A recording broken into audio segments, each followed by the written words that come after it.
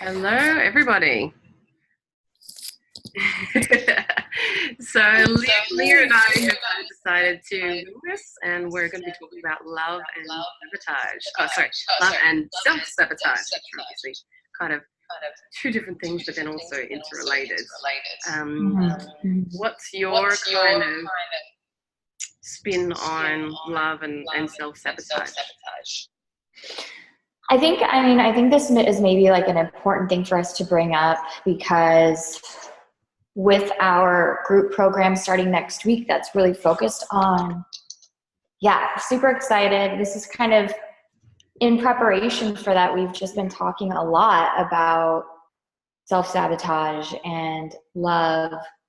And honestly, today I was on a few calls, and it just is like such a common thing that people experience.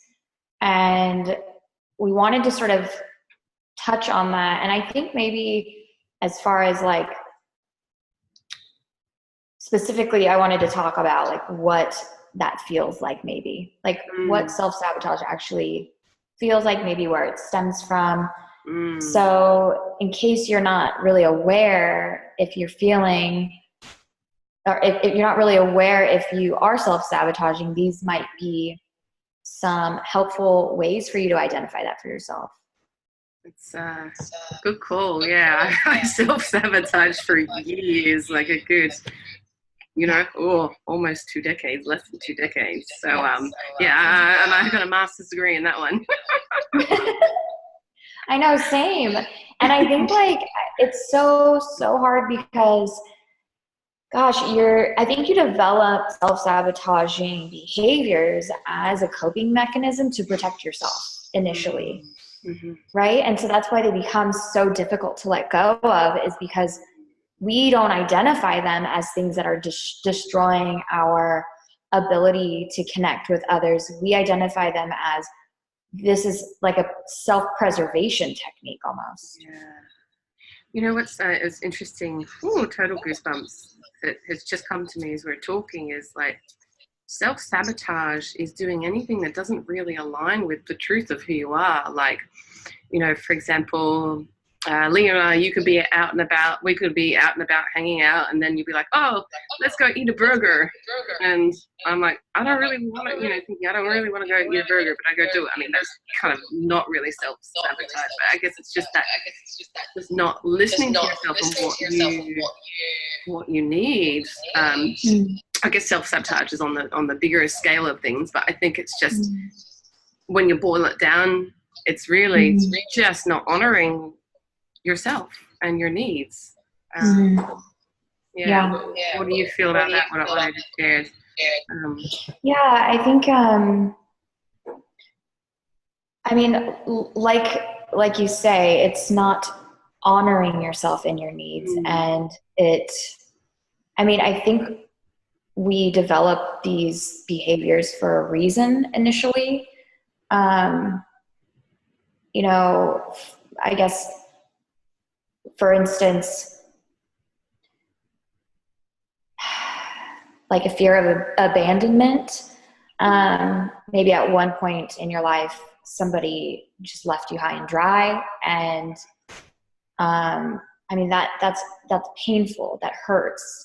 And so in order to avoid that pain, we choose self-sabotaging behaviors like attaching too tightly, or even pushing people away so that we don't have to be afraid that they'll ever leave us. Or maybe even, creating this narrative in our head that will always be left. These are all self-sabotaging beliefs, behavior patterns. But as you said, Rachel, it's not honoring what we actually want. It is avoiding what we don't want. So we're actually navigating life using a navigation tool that's sort of outdated, and that also doesn't really touch on what we want. It only touches on what we don't want, right? And then we just keep repeating the same pattern over and over and over, and we keep attracting the same men or the same women. And we're like, what's wrong with men? What's wrong with women? Yet,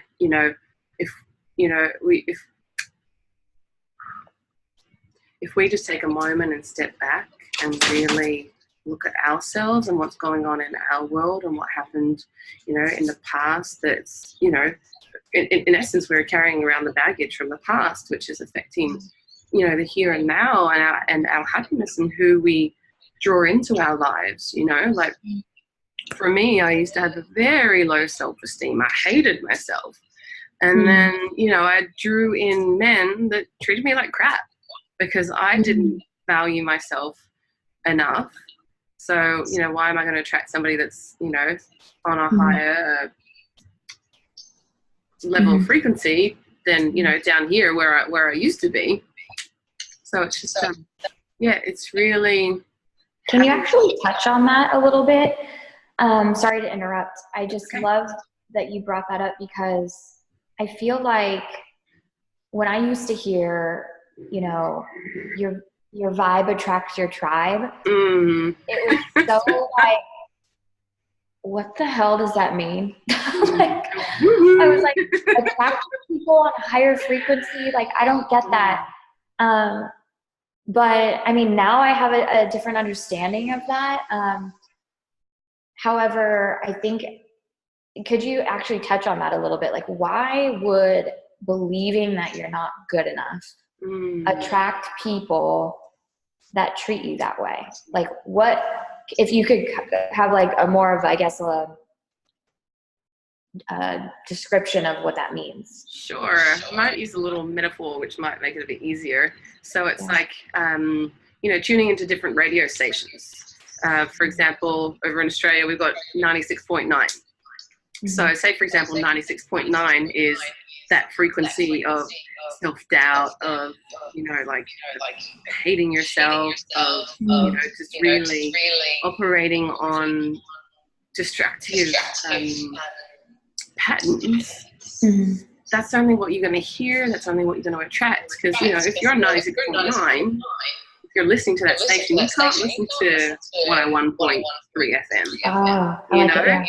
So it's like, only till you tune in to another frequency, another radio station, you'll start to emit those frequencies. You'll hear different music. You'll hear country music instead of depressing music, Yeah. Okay.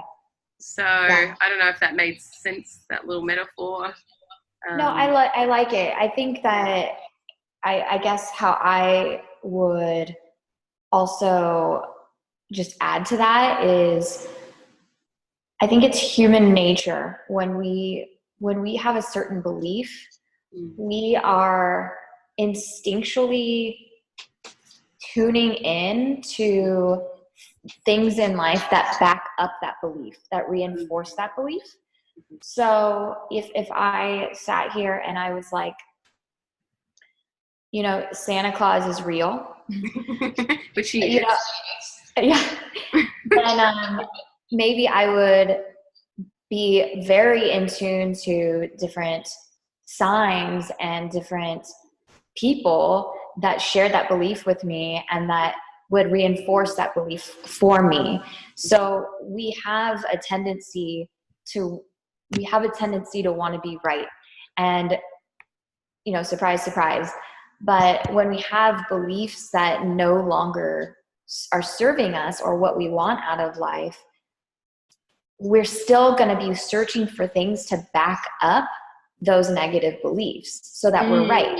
So that at the end of the day, we can say, see, I was right. I knew everyone would leave me. I knew everyone would abandon me. I knew I wasn't good enough.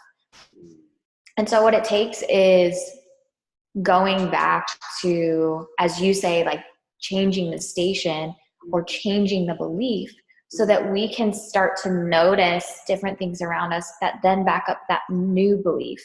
So if I believed that Santa Claus wasn't real, I would then begin to have deeper conversations with people who agree with me. I would begin to see and different signs and I guess, evidence to back up that new belief. So did I make sense just now? Yes. I Yeah. feel like okay. I think it's also, drawing at that on that point. We're very powerful creators. We create the world around us, and the world is just really just reflecting where we're at. So if you're in that space of self-sabotage, of punishing yourself for something that happened years ago, the world is just simply going to reflect that exact feeling. You're going to draw people in to solidify how you're feeling.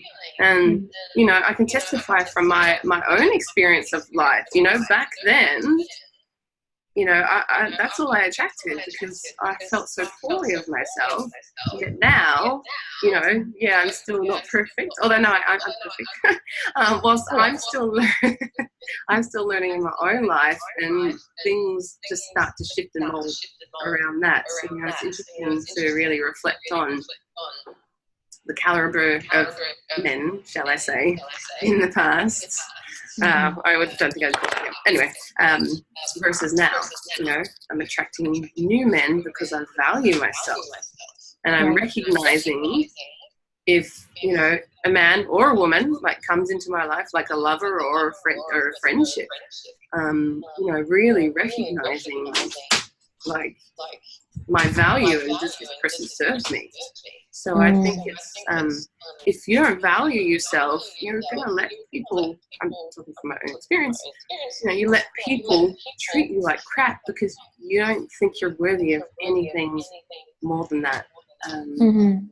So, when you can really address that core issue, the mother issue as we call it sometimes, it really, things just change rapidly. I've seen it. You've seen it as well, Leah.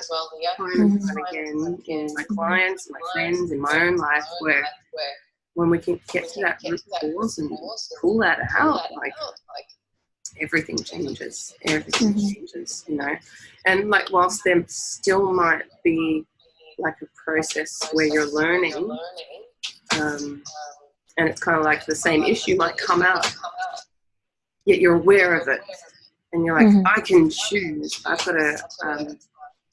can choose a new choice rather than going for the old way that you used to behave or respond. Or right. Yeah.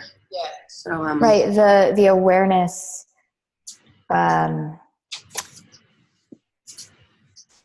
Awareness is responsibility at that point, because now you have an option to choose. I think when we go through life and we have this default self-sabotage, the first step is becoming aware of it. But as soon as we're aware of it, then that becomes where we can empower ourselves to choose differently, or we can continue to choose the same as before, and the lesson will keep showing up for us in different ways. But I love what you said about getting to the root of the mother issue, right? Yeah. Because I've recently talked to people about this today, and the program that we're offering really dives deep into past trauma, specifically growing up and during childhood. And I think this might confuse a lot of people, because some of you might be saying, I haven't been through any childhood trauma. I had a good childhood. There were a lot of things that went right for me. And I didn't actually go through trauma until I had a relationship. And this is, so I really wanted to, I guess, speak to that and speak to, what we actually mean by that. Because I know that there are some people who, I had a great childhood too. So can you touch on that a little bit? Does my question make sense? Yeah.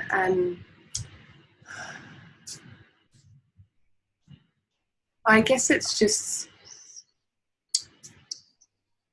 for people that struggle in relationships and struggle relating to themselves and struggle relating to other people, and it's like keep attracting the same thing over and over and over.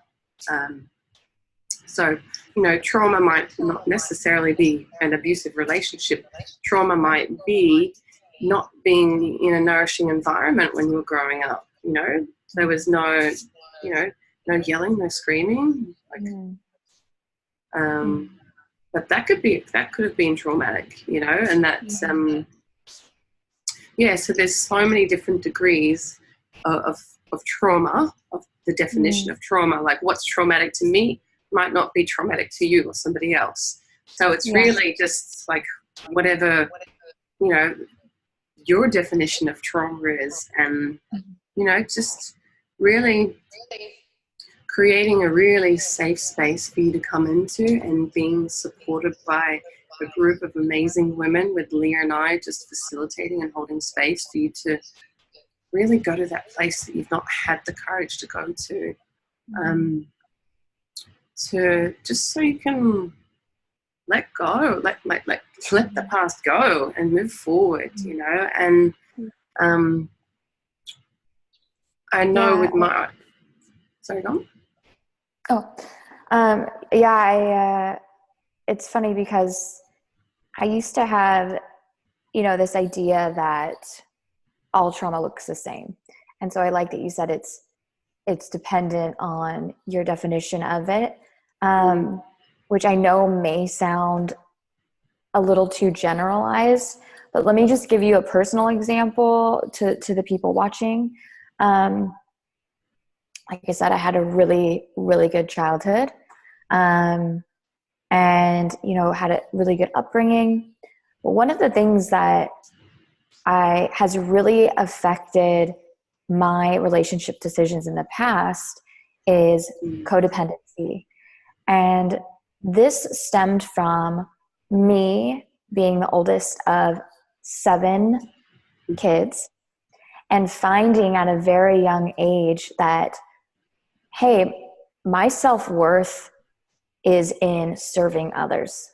And I've found my role in life. I've found how I can be worthy by the amount that I'm able to give to others, because there were 7, youngsters under me, and my mom was like, be the big sister, you're the big sis, like you've got to take care of everybody. We expect more out of you. And so I learned at a very young age to expect very much out of myself and not a lot out of other people.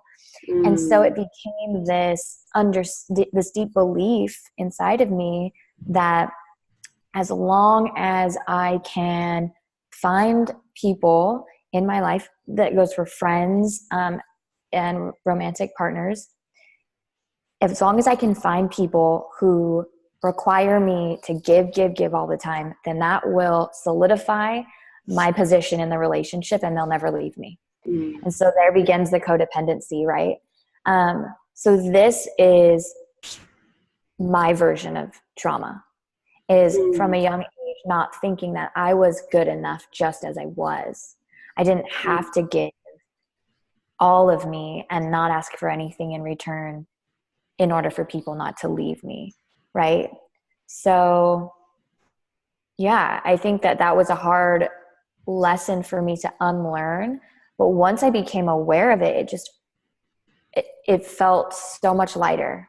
Like, oh, I don't have to have these expectations on myself all the time that my parents didn't even mean to put on me. It was just my young brain processing that. Right? Yeah. I don't know that's kind of my truth. So. Well, used to be. Yes, exactly. Used to be my truth. Yeah. And it's, I think part of me looking back now has so much compassion for that young girl and that inner child, because of the work that I've done, which is what we're going to be bringing to the table in this program, to look at that younger version of myself and give myself the reassurance and validation that I needed, at that time. I think, you know, Rachel and I, we talk about how there's up until a certain point, our parents raise us, but when we become adults and we develop this awareness, it's then our responsibility to mother ourselves, right? Yeah. Which can be a problem because a lot of people don't know how to love themselves. You know, we've learnt that kind of default mode of beat myself up, of, you know, judging myself, being so harsh on myself. And, you know, I've been working on that for the last couple of years myself, of loving myself. You know, and if something happens, instead of that going to that default mode, going, okay, no, I'm going to be gentle and be kind to myself through this experience. And it can be really tough. But I think if you know, I've been doing this this work on myself the last since I started traveling, so the last 9 years really, but only really in the last kind of 5 years where I've delved really deep into it. And in my own experience, you can't do this deep work alone. It's just, I think it's, again, talking from my own experience, it's a lot messier if you try and do it alone. I laugh because I'm just reflecting on my Yeah. But I find when you've got somebody that you resonate with, you know, you might be hearing Leah in my words, but you might not resonate with us, which is fine. Like, we want to bring in the right people that are really ready to move forward. So again, like from my own experience, I find when I've got somebody, they're guiding me through and showing me the way and talking me through it, like, it just moves so much quicker. And we're a community, you know, we weren't built to do this alone. So and that's the beauty of this this group program, is that oftentimes, you know, when we're in these self-sabotaging cycles, it can feel so heavy and so isolating, because it's we're a lot of times doing things we're not proud of, you know, and so we don't want to talk about it. Like when we're pushing people away, or we're constantly being insecure, or we're not even being vulnerable enough to share what it is that we're feeling with them, because we're afraid. These are things that, you know, a lot of us just aren't proud of. And like for me, when I first became aware that I had codependent tendencies, I was so ashamed. And so I didn't really talk about it at first. But all I wanted to do was work through it and talk about it with people. And so we're creating that space so that, you know, there is no judgment, there is no guilt tripping, there is no shame involved. We've all been there. If not now, maybe in the future, there's always things coming up, you know, even you and me, Rachel, we're always, this growth is a lifetime process, and no one ever ends up at, oh, we've got it all figured out, we're done growing.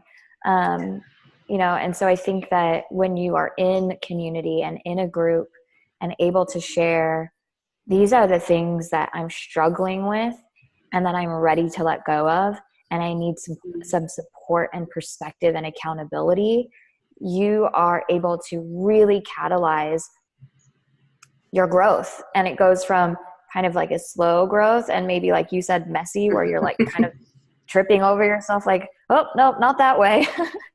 So like it being really, really much more smooth. I mean, obviously it's still not going to be perfect. It's still going to be uncomfortable, but yeah, when you're in community, when you're in a group like the program we're offering, and you're learning to deal with really difficult topics like self-sabotage, it can just be extremely soothing and comforting to not do it alone. And it allows you to really open up at the end of the day and have that compassion for yourself, because that's the end goal of our program, right? Sorry, my internet, I didn't catch any of that. Oh, I'm sure it was fabulous, though. So the end goal of our program is to really be able to open up to love and to take out these inner blocks that are really standing in our way, that we're like, why can't I get rid of this? Why can't I be more vulnerable? Why can't I, let go of my fear of abandonment? Why can't I stop telling myself the same story over and over again? Figuring out, okay, where did that stem from? Where did that start? Showing it some forgiveness and compassion, and then lovingly releasing it so that you can make some room, make some space inside your heart. Can you hear me, Rachel? Sorry, I've completely lost you. I think I can hear you on the other one, but I can't see you on the other one. Yeah, okay. Well, I guess I'll sign off on the Instagram, or just wait for you to try to come back on. Here, maybe we can sign you out. Last year. There you are. Yeah, so, yeah, we all... Oh, were you able to log on, Rachel? It's got you frozen.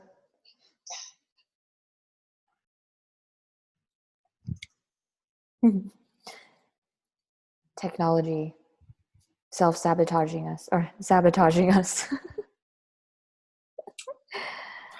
Yes. Trying to manipulate them. I think that there is maybe a certain level of acceptance, and also allowing someone to have their perspective of you. I know it's frustrating when all we want is for people to love us, but for that to be the end goal and it not to be authentically who we are, I think that begins to be problematic. However, I learned that I can control my behavior and appreciate what I have with them. Yes. Are you back, Rachel? Yeah. I think so, yes. Perfect. Yeah, I was just answering one of our followers' comments, talking about self-sabotage, and at the end of the day, it consumed him for a while. And I'm guessing there was a lot of insecurity there, fear of abandonment, maybe wanting to be loved and validated and accepted by someone he cares about. And at the end he wrote, however, I learned that I can only control my behavior and appreciate what I have with them. Do you have any thoughts on that? Say that last part, I can only control my behavior. Yeah, are the comments showing up on your Instagram? I can't. Oh, hang on. No, I can. Okay, Sleazy Boy, is it? So, that you're reading comments? Mm-hmm. Okay. I became one with it. Nice. Yeah,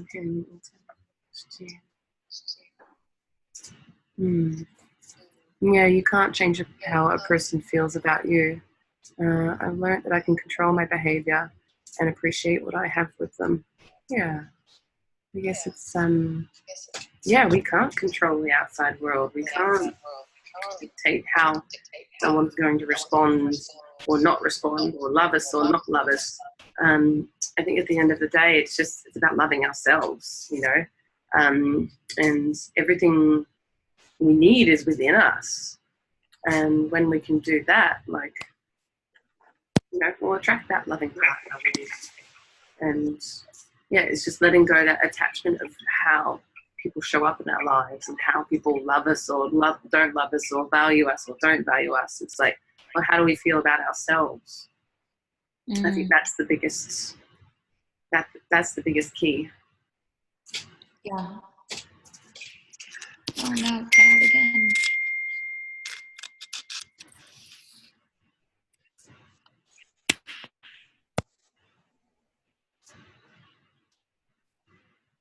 Easier said than done too.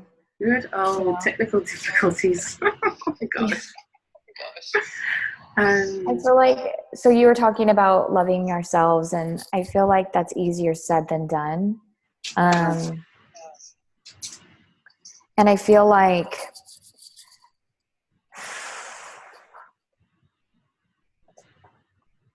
I mean, it's such a, I've got so much to say about what Sleaze Boy said, and great name, by the way. Oh, it's Sleaze Boy, not Sleazy Boy. Oops. Sorry, Sleaze Boy. Yeah, I have so much to say about that. I feel like, first of all, what we may not understand as speaking about codependency is that, and I know this is a very strong word, but it is a form of manipulation. We are editing ourselves in order to be more accepted by others, right? We're saying, oh, I can just give to you, and I'm going to be completely okay. But inside we're not. And inside we're, needing different things that we're not actually saying that we need. Another form of codependency that comes off manipulative is,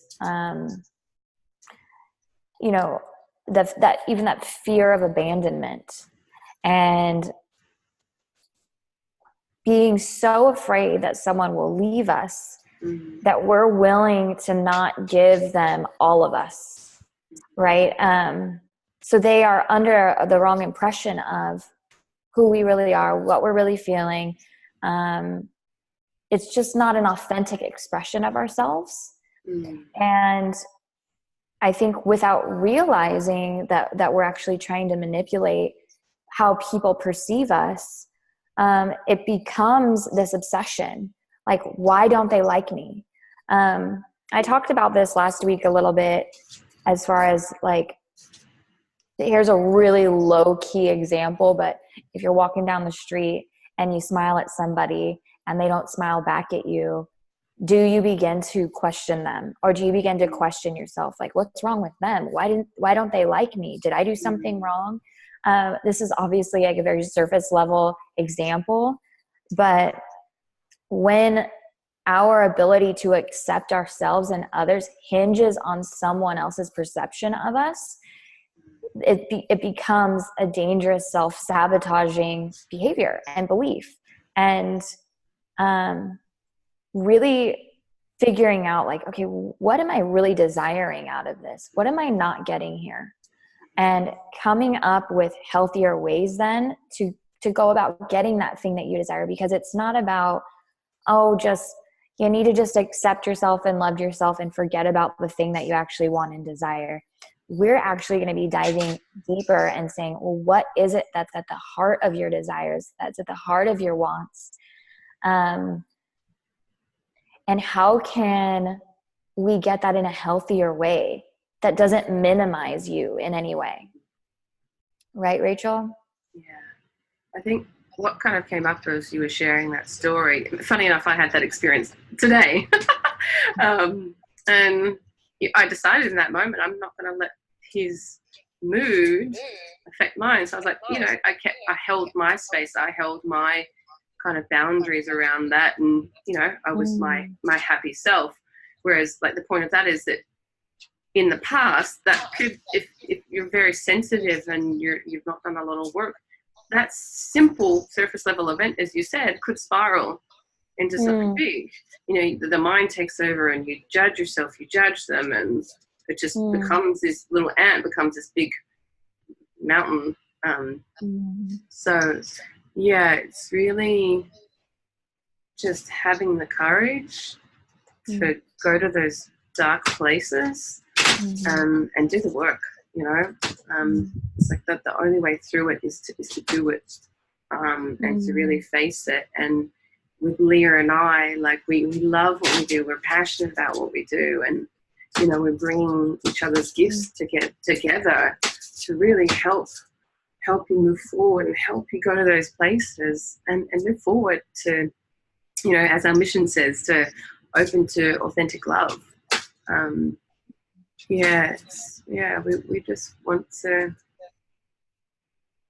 just want to help people help. Yeah, absolutely. Yeah. So on that note, we have one more week until the beginning of this incredible program. It's going to be 2 coaches, me and Rachel, and we're going to be working for 8 weeks with you. And I think a really great part of this is that, you know, you'll have the both of us, you'll have 8 full weeks. So this is 2 months of coaching, once a week for an hour online. But you also get to choose your price. So whatever that looks like for you, feeling into the value of what it is that you want to get from this, and choosing yourself. So we have 1 more week that we're opening things up for everybody to join. We start next week. And it's not just going to be it's not just going to be group sessions. There's also 2 one-on-one sessions, and we're going to have 2 guest speakers as well. So there's a lot packed in to 8 weeks. Yeah. And really what Rachel just said is, I know this sounds corny, but we just want to help. Yeah. It can be so frustrating. It can be so frustrating to just be like, why do I keep doing this to myself? Why do I keep choosing these things for myself? I don't know, you know, a way around it or way out of it. And it's exactly like Rachel said, you can't get through it unless you do it. So there's no way around. There's no way out. It's through. And that can be very scary and intimidating, but that's why we're all here, and we're going to do it together. We're going to help you through it. Yes. Yes. There's a nice little saying that I love. It's, I'm not going to tell you to get over it. I'm going to help you get through it.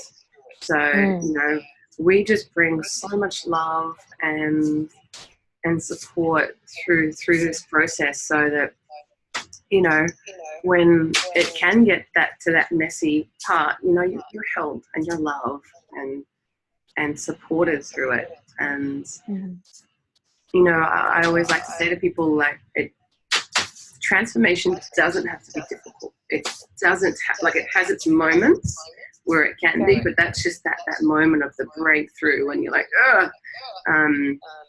But, you know, I like to bring in humor. I like to, obviously not when you're in that moment of that, but, you know, for the rest of it, I love to make things lighthearted and happy and enjoyable. Like, you know, that's the point, like to live life and love life, even when things get tough, you know? Absolutely. And you're so good at that. I feel like too, when we were creating this program, it was such a big part of the co-creation was let's relieve the weight that everyone's carrying and make it lighter. You know, let's overall just give that feeling of lightness and more freeness, and more openness and expansion. So anyway, at the end of this is what we're aiming for. This is our mission to you. And we hope that, you know, if this calls, this is our mission if you choose to accept it. I love it. I don't know. Cue the music. But yeah, so, you know, you have some time to think about it and look at the links in our bios and see if it's a right fit for you and feel into that. But we're cutting it off at 11. So this needs to be people who are really ready and are the right fit for our program. So 1 more week for enrolling, and you choose the price, and we can't wait to support you through this. So, and if you know of any women that you feel really could use this support, please share it with them. So we just want to touch as many lives. Oh, up to 11. We want to.